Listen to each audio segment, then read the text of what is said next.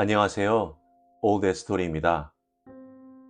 오늘 소개 작가는 1981년에 노벨 문학상을 수상하기도 한 영국의 엘리아스 카네티입니다. 카네티는 1905년 불가리아에서 태어났습니다.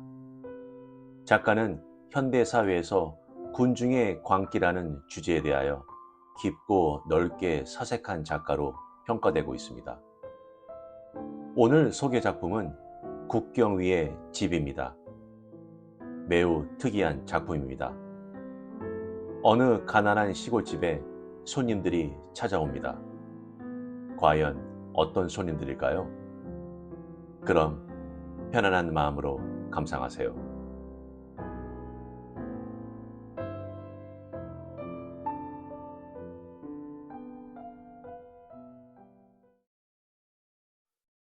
국경 위의 집, 엘리아스 카네티. 우리가 막 식탁 앞에 앉아 저녁 식사를 하려는데 프로코트를 입고 머리에는 굴뚝 모자를 쓴 사람들 몇이 우리 집 안으로 들어섰다. 안녕하십니까? 우리는 국제기구 상부 기관에서 나왔습니다. 그들이 말했다. 그런 예기치 않은 손님이 온다는 것은 우리에겐 좀 난처한 일이었다. 왜냐하면 우리는 남의 땅이나 부쳐먹는 가난한 사람들이니까. 그날 우리의 저녁 음식은 만두였고 자루에다 집을 넣은 우리의 이부자리는 벌써 땅바닥에 깔려 있었다. 우리는 신사들에게 식사를 권했지만 그들은 외교관의 예법이 그렇듯 아주 정중하게 거절했다. 우리는 여기에 새로운 국경선을 제정하기 위해 파리에서 파견되어 왔습니다. 어서 편히 드십시오. 우리는 국경선만 정하고 곧 가겠습니다. 왜 바로 여기지요? 우리가 물었다. 그런 거라면 마당 건너라든가 집 뒤로 긋지 않고요? 그럴 수 없지요. 그들이 말했다. 국경이란 개인의 편의를 따를 수 없는 것입니다. 바꿔 말하자면 그건 저 복도 한가운데를 지나 이 식당을 양분할 수도 있는 겁니다. 그래서 조리대는 국경 이쪽, 식탁은 국경 저쪽이 될 수도 있는 거죠. 마음대로들 하시구려. 담을 쌓는 것이 아니라 금을 긋는 것이라면 그게 무슨 대수겠소. 우리 장모님의 말씀이었다. 그들은 회의용으로 쓰기 위한 탁자 하나를 빌리자고 했다. 우리가 네모난 탁자를 내주자 그들은 곤란한 얼굴을 했다. 회의용 탁자는 둥글어야 하는 모양이었다. 그러나 그런 탁자가 우리에게는 없었다. 그들은 결국 톱을 좀 빌리자더니 탁자의 모서리를 잘라서 둥그르름한 모양이 되게 하고서야 자리를 잡았다. 결국 우리 탁자 하나만 작살이 난 것이었다. 우리는 그들에게 방해가 되지 않게 부엌으로 물러났다. 그들이 자리 잡은 거실에서는 흥분된 음성이 들려나곤 했다. 한 번은 누군가가 울기도 했다. 외교관들은 간간히 달려나와 물 한 컵을 청해 마시고는 또 즉시 그 자리로 되돌아가곤 했다. 그러는 사이에 시간이 흘러 아이들은 졸음이 와서 자고 싶어 했고 집안은 끄름 냄새로 가득 차게 되었다. 그러나 좀처럼 끝이 나지 않았다.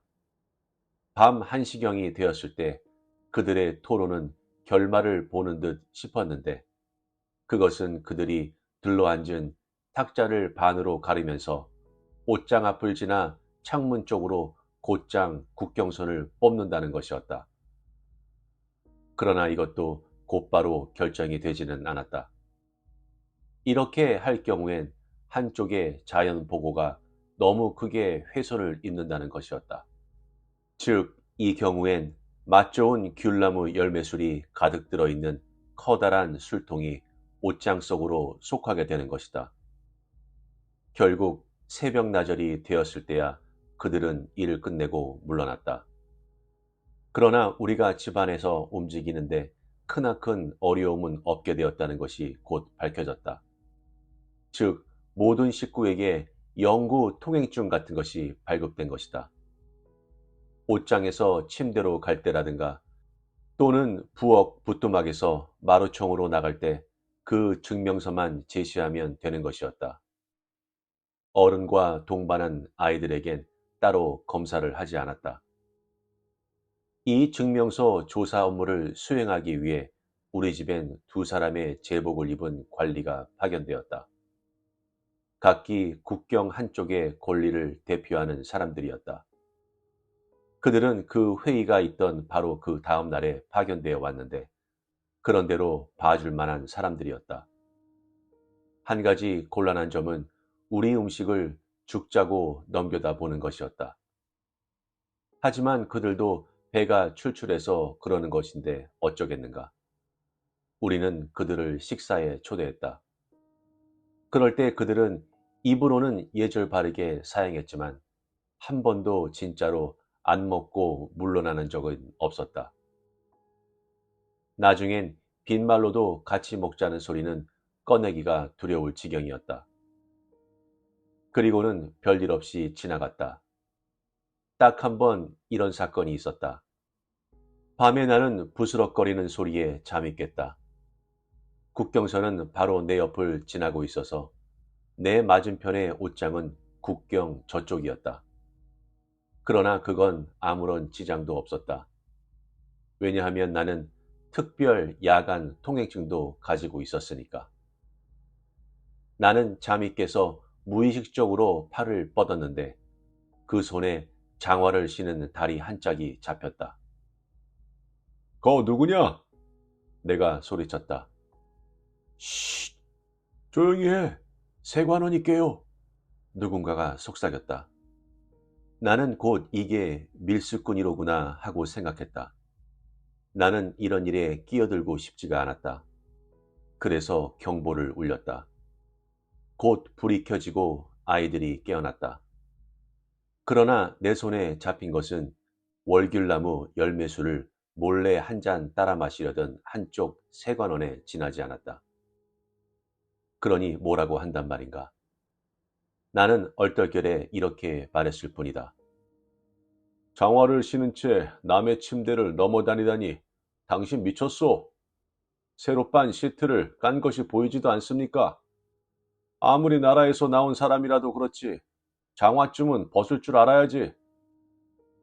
아, 양말이 더러워서. 상대방은 이렇게 핑계를 대고 물러갔다. 나는 이 일로 그 이튿날 내내 기분이 개운치 않았다. 어쨌든 저쪽은 권력을 가진 사람인데 권력을 가진 사람에게 그런 소리를 하고도 무사할 것인가 말이다. 결국 나는 그날 밤 남몰래 월귤나무 열매수를 한 병 따라서 그의 책상 밑에 넣어주고서야 겨우 숨을 돌릴 수 있었다. 국경은 우리 식당 한가운데를 가로지르고 있었다. 그래서 음식이 조리되는 부뚜막은 국경 저쪽이었고 식탁이 놓여 있는 곳은 국경의 이쪽이었다. 국경을 넘나드는 물건에 대해서는 세금을 물어야 했다. 심지어는 포크 같은 것에 대해서까지도. 그러나 일반적으로 먹는 식사에 대한 세율은 그리 높지가 않았다. 다만 별식에 해당되는 것, 그러니까 내가 좋아하는 파이 같은 것에는 엄청난 세금이 붙었다. 그것도 양쪽에서. 그래서 파이 같은 것을 먹어본다는 것은 일찌감치 단념하고 말았다. 양국의 관계는 그 국경 책정 회의 때 일치를 본 서명서에 의해 서로 우호 관계를 유지했다. 가끔 대표단의 위원들이 우리 집에 찾아와서 묵고 가는 수도 있었는데 그들은 소파 위에서 자거나 부엌 의자들을 한 대 붙여놓고 그 위에서 잤다. 그런데 얼마 지나자 한 가지 사건이 발생했다. 처음에 나는 별로 대수롭지 않게 생각했다. 우리는 저녁을 먹고 있었다. 이날 저녁 음식은 후추를 친 쇠고기 수프였다. 이때 아내가 부탁을 해왔다. 여보, 초에 절인 오이 몇 개만 갖다 주세요. 그것은 마룻방에 있는 통 속에 들어 있었다. 그래서 나는 컴컴한 마룻방으로 나아갔다. 그런데 그때 뭔가 발길에 채였다. 전에는 같은 자리에 아무것도 없던 것을 아는 터라 나는 화가 났다.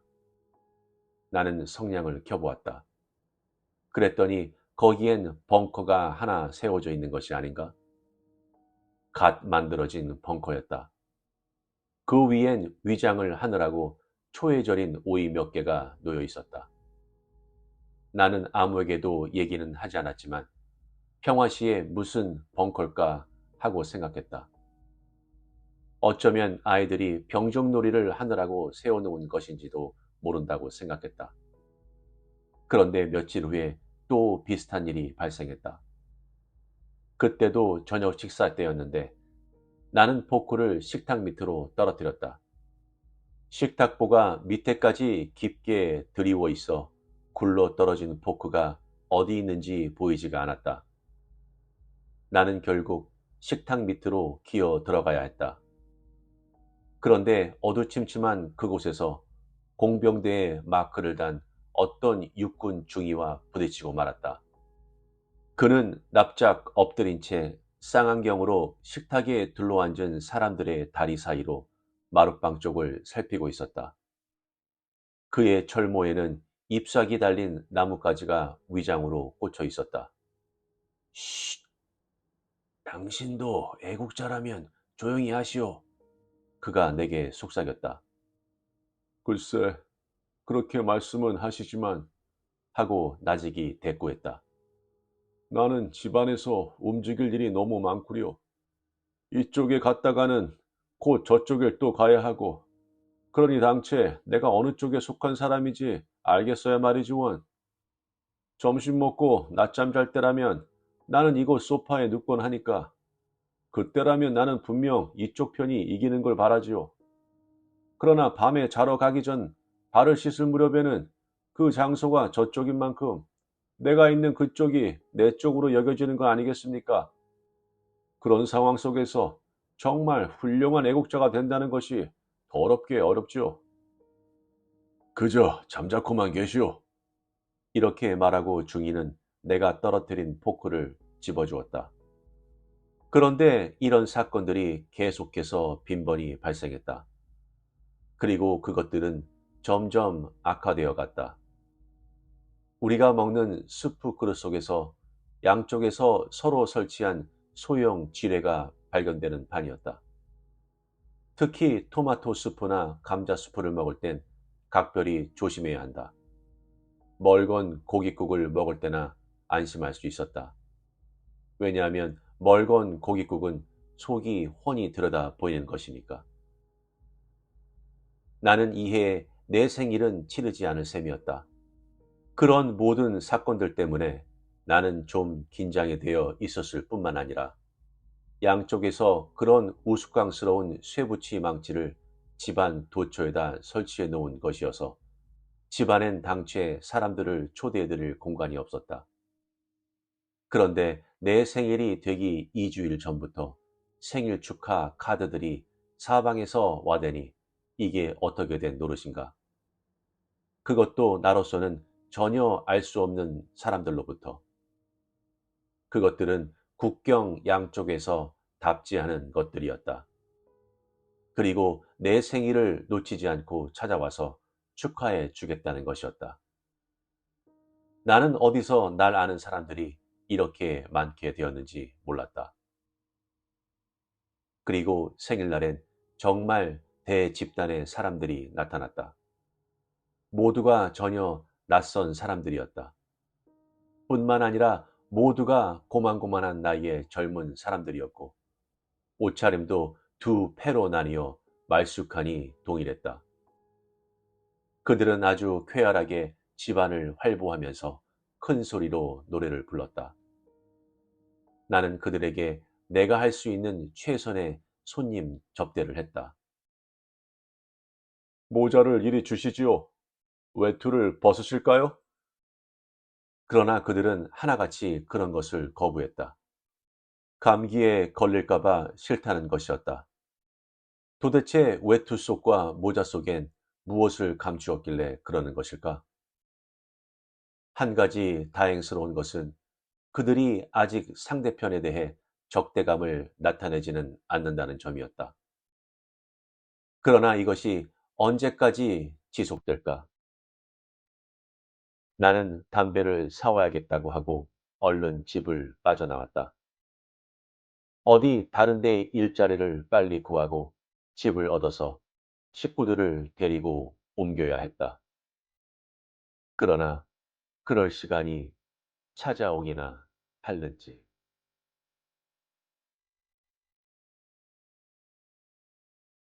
어떠셨나요? 재미있게 들으셨나요? 매우 흥미로운 주제임은 틀림없는 것 같습니다. 다만 재미와 특이함으로 끝나는 것이 아니라 여러 방면의 메시지가 들어있다고 볼 수 있는데요.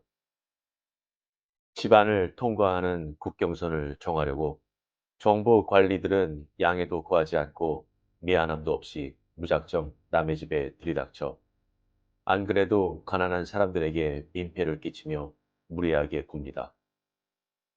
작가가 말하고자 하는 것은 권력으로 백성 위에 군림하는 정부를 통제하고 있습니다.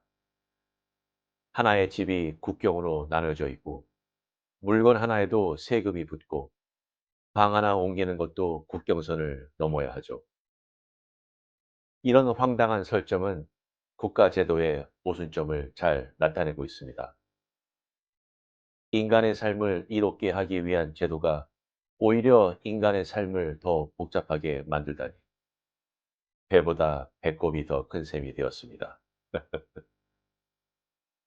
설정으로 인해 우스꽝스러워 보이는 작품이지만 생각해 볼수록 인간을 위한 제도라는 게 도대체 뭘까 생각하게 됩니다. 그렇다면 여러분은 살고 계시는 국가의 제도에 대해 어떻다고 생각하시나요? 며칠 전 비상계엄령 선포에 많이들 놀라셨죠? 국가가 국민의 안전과 안정을 제공해야 하는데 오히려 혼란만 시킨 게 아닌가 싶습니다. 그럼 정치적인 이야기는 여기까지만 하겠습니다. 구독과 좋아요는 영상 제작에 많은 힘이 됩니다.